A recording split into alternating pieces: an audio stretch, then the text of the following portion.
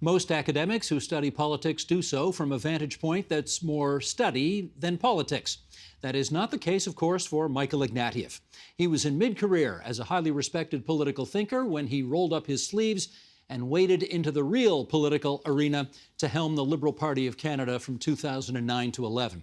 Today, he's back in academia, and his profound interest in the nature of liberal democracy endures.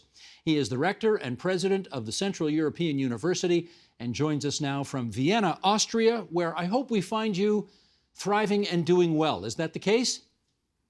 Absolutely, although we're still in lockdown and I haven't got a vaccine, but otherwise just great. Good things. Nice to talk to you, Steve. Good things come to those who wait, I hope.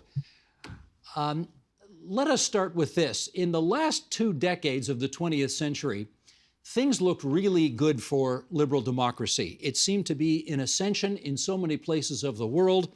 But as we compare that with the first 2 decades of the 21st century, things do not seem to have gone as well. Why do you think? Well, Steve, I quarrel a little bit with your starting premise, and for a reason. If you look at after 1989, it's a much less euphoric story. Think about Bosnia, think about Yugoslavia, think about the ways in which democracy came to that part of the world. It came in the form of ethnic cleansing, majority rule, killing others to create your own ethnically homogeneous state. So right from the beginning, from 1989, the transition out of communism into liberal democracy was much more difficult than we ever supposed. But there was a period, it is true, in which democracy seemed to consolidate in great places like South Africa. Ghana would be a great story. In Central and Eastern Europe, Hungary, Poland, they all seem to be telling a good news story. In the 90s, it was just possible to think that Russia might transition in a positive way. It was also even possible, I remember thinking it myself, that as China liberalized, it would produce political pluralism. All of those hopes, there you're right, all of those hopes are gone. And I guess the question is, why is there such a crisis of confidence among small L liberals worldwide these days? You say we've kind of lost the confidence to tell the stories of our past. What do you mean by that? Well, my view is that liberalism has told itself a story that associated itself with progress, technological progress, economic progress, lifting people up out of poverty, would consolidate democracy. Liberals, and by liberal, let me also make it clear, I don't mean liberal with a capital L, like a party political label. I mean anybody who believes in majority rule, minority rights, constitutions, a free press, separation of powers. That's what I mean by liberal democracy and liberalism. And that story was connected to a historical story of progress right from the 18th century onwards. I think the thing that's in crisis is that the liberal story has been separated from the story of progress. We're not sure that progress is moving in the right direction. We're extremely concerned about environmental destruction. We're extremely concerned with growing inequality. Suddenly, the association between liberalism and progress no longer seems to make sense to us. And I think that puts liberals everywhere on the back foot, despite the paradox that it's been liberal democratic societies that delivered more progress, more equality, more human betterment than any other system of government in the world. Now, the next set of questions I'm going to ask you relate to a piece that you wrote in Liberties last fall, and you are not all that optimistic, if I read you right. And let me just read an excerpt of that right now, and then we'll come back and chat. Sheldon, the graphic, if you would. Radical environmentalism, reinforced by COVID-19, has become the glamorous pessimism of our time. It has become an identity and a style, an opportunity to demonstrate one's own righteousness, to express disgust at politicians, to give shape, however dark, to time. Better a master narrative that predicts doom than no narrative at all. To dissent from this view is to take upon oneself a whole lot of trouble. My own dissent is in fact pretty limited. I do not dispute the facts, of course. Shame on those who do. I dispute the attitude.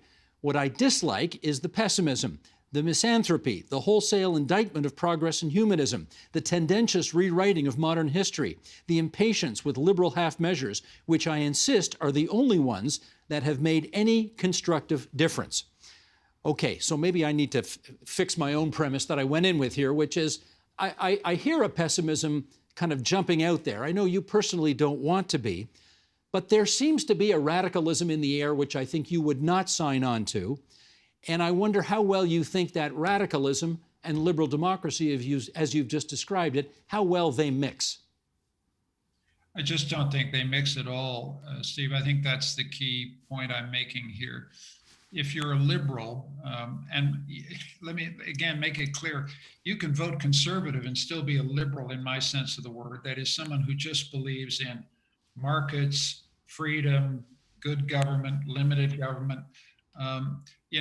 This is a broad church here, but the core belief of any of those kinds of people, and they vote for different kind of parties, is that incremental political steps matter.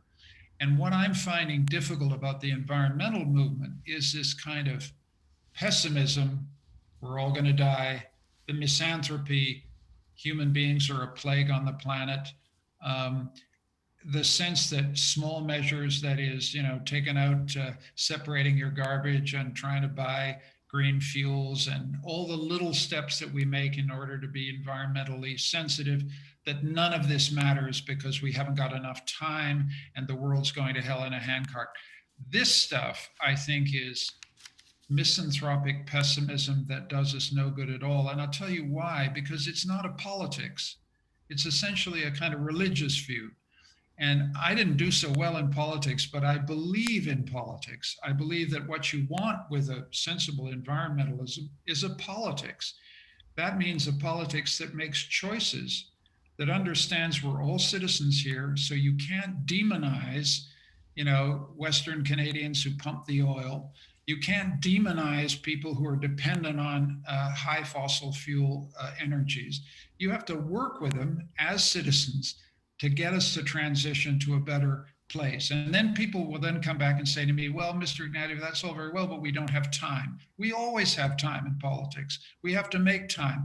I don't dispute how serious the environmental crisis is, but I think we make it worse by this kind of fashionable, pessimistic despair that is religion, not politics. And we need more politics, more discussion, more coming together, more of those little compromises that are so difficult to get through. And I say this with some feeling because in 2007, when Stéphane Dion was leader of my party, we ran on a thing called the Green New Deal. And we were, it's tax what you burn, not what you earn.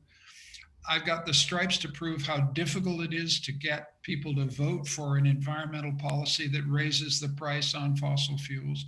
But that is where we have to go. And I think if we go that way and stick with it, we can make an energy transition that will astonish people. When I look at what has happened, for just one example, the amount of renewable energy that is on the market, that is no longer having to be subsidized, that is actually pushing stuff onto the grid and reducing the pressure on the environment, I'm astounded at the progress that has been made, in fact, using market signals. This kind of liberal, moderate gradualism is being trashed by radical environmentalism in the name of a religious indictment of our wickedness that I just think gets us nowhere. That's why, I'm actually extremely optimistic that markets, good government, democracy can deliver the goods. And at the moment, we're facing a radical environmentalism that basically says democracy won't be able to do it. The market won't be able to do it because capitalism is the problem. And, finally, politics, those politicians, we can't trust them. This stuff will get us nowhere. We need an environmental politics that gets results. And I'm a firm believer in that. What is the source of this radical environmentalism you're talking about? It's a good question. I think people, in a way, Steve, they like the pleasures of denunciation. They like the pleasures of moralism. They like the identity that goes with radical politics. So that if I sit down and say what I've just said to you, they look at me with a kind of weary, slightly condescending view. Well, he would say that, wouldn't he? He's an old liberal over the hill of a certain generation. He just doesn't get what's really happening. I do get what's happening. I just think that in a modern world, the only solutions are politics. You have to sit down with Alberta. You have to sit down with Saskatchewan. You have to understand that environmental politics in our country is a national unity issue. Environmentalism is not the trump card that clears the table. You have to trade it off against how much national disunity can you stand at a given moment. And that kind of trade-off talk, a lot of environmentalists think is, oh, you just clearly don't understand how serious this is. I do understand how serious it is, but we have to have a politics as opposed to a religious conversation in which I get cast out as a heretic, and I'm in the damned as opposed to the saved. Look, I'm being pretty strong here. There are many wonderful environmentalists in our country, passionate, devoted. They've been on the case much longer than me. But I'm talking about a small group of extremists who, it seemed to me, are talking a language that basically hates the human race, hates what we've done, doesn't have confidence in liberal democracy anymore. And those people, they're a small group, are a problem because they absorb a tremendous amount of public discussion and public space. And I would like us to get back to a really hard political discussion about how much we're prepared to pay, what sacrifices we're prepared to make, without demonizing people who are locked into high energy lifestyles. And it'll take time to get them off them. But I believe we can. I do take your point. I also wonder, though, how much liberal democracy worldwide has to take responsibility for the pickle we're in as much as it has promised a lot. It has promised a lot of equality, which we don't have. It has promised a lot of economic growth, which we don't have. It has promised too much peace around the world, which we don't have. Are liberal democracies now paying the price of overpromising? Oh, I think we've overpromised. I think that's sure. And I don't want, the besetting sin of my kind of liberalism is complacency. We don't see the inequality. We don't see the environmental despoliation. We don't see the exclusion. We don't see, what's happening in Aboriginal Canada. Well, I think there's a liberalism that sees all those things, but simply says, what's your alternative? Do you fancy authoritarian solutions? Do you fancy the authoritarian populism that we've just seen defeated in the United States? I mean, it's not that liberalism is free of fault, but I've yet to see a political system capable of generating what liberal democracy has generated since 1945. Again, the example that I keep using is the energy transition. We're in the middle of it, but it's astounding what's happened. And when I think, for example, when I think back to being a graduate student in 1970, the first Earth Day, I remember it vividly, that picture of the globe that's still so moving to me. That was the beginning, in a sense, of a mass movement of environmental consciousness. It's only 50 years old. And, maybe you only say this when you get to my age, it's only 50 years old. But 50 years is a tiny space of time in terms of the progress we've made, the progress we're making. And I think the environmental consciousness that is now absolutely a commonplace in liberal democratic discourse is a floor upon which we can build to make enormous progress in the future. Looking good for 73, I must say, since you brought it up. Don't rub it in. Don't rub it in. Okay, moving on. Ian Buruma, the Dutch writer, former New York Times Review of Books editor, he had this to say about some of those very questions you just raised, as in, would we prefer a more authoritarian look at things? Some people would. Here's what he had to say. More and more people feel that a set of values is being imposed on them, a civilization loosely based on the Enlightenment, on liberalism, on the classics, and above all, on whiteness. The claim that these values are universal is obnoxious to many Americans who feel excluded from them. What do you make of that claim? Well, I'm going to do the on the one hand, on the other. But on the one hand, there's simply no doubt that the books that universities have taught for generations have not included the great classics of Black and Asian and Muslim thought. Okay, no question about it.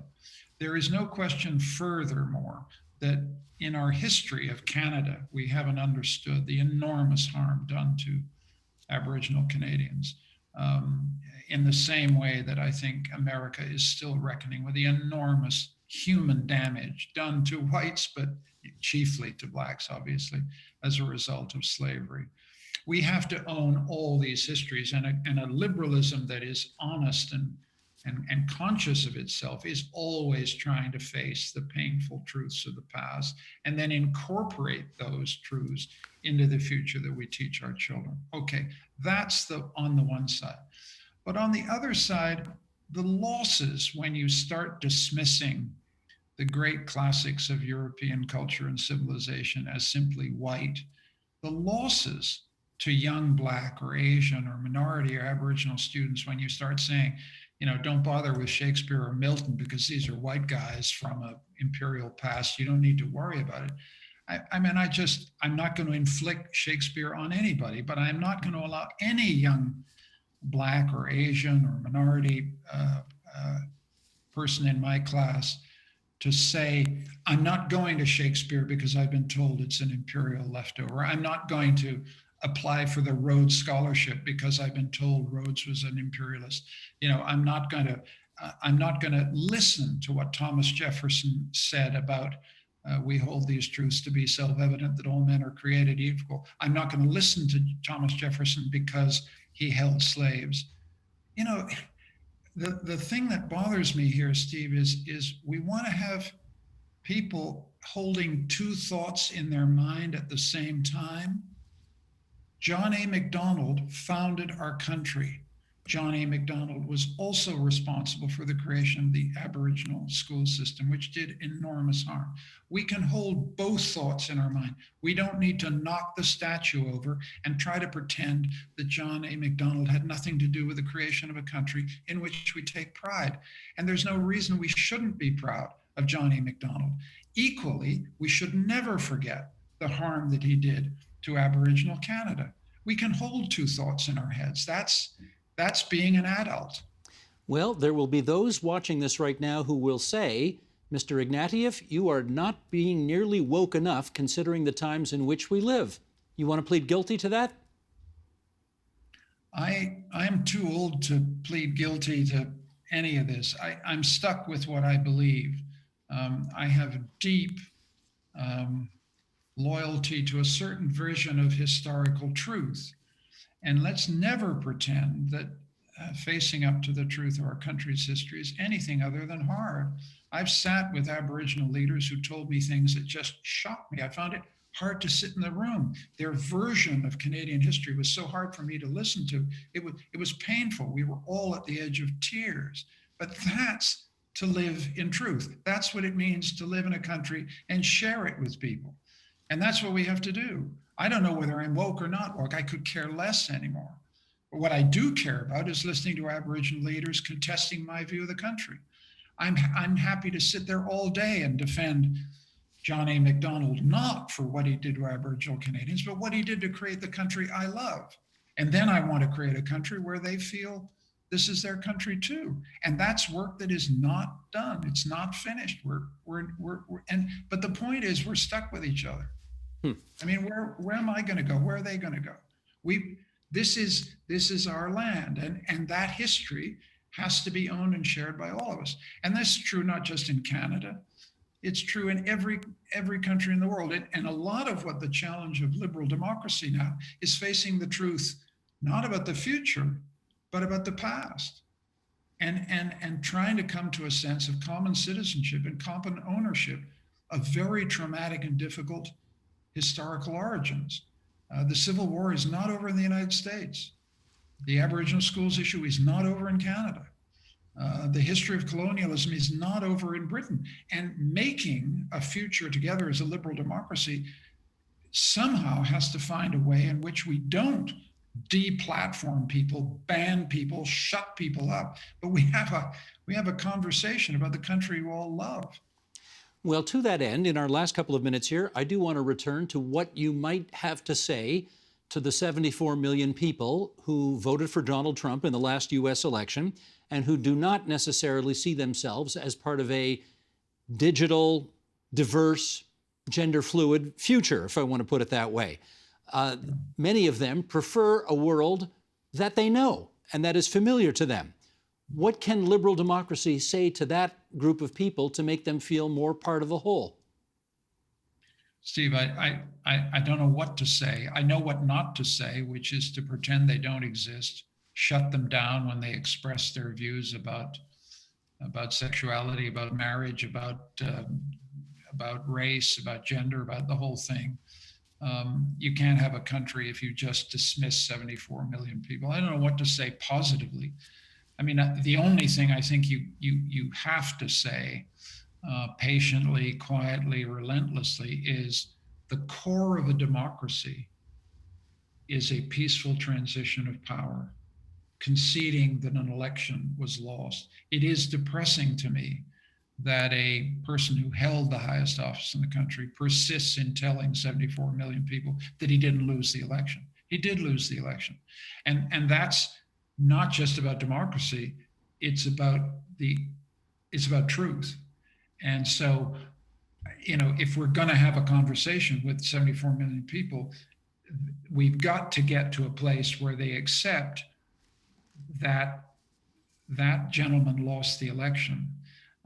You can't run a democracy at all if there's an epistemological debate about something as basic as the transition of democracy itself.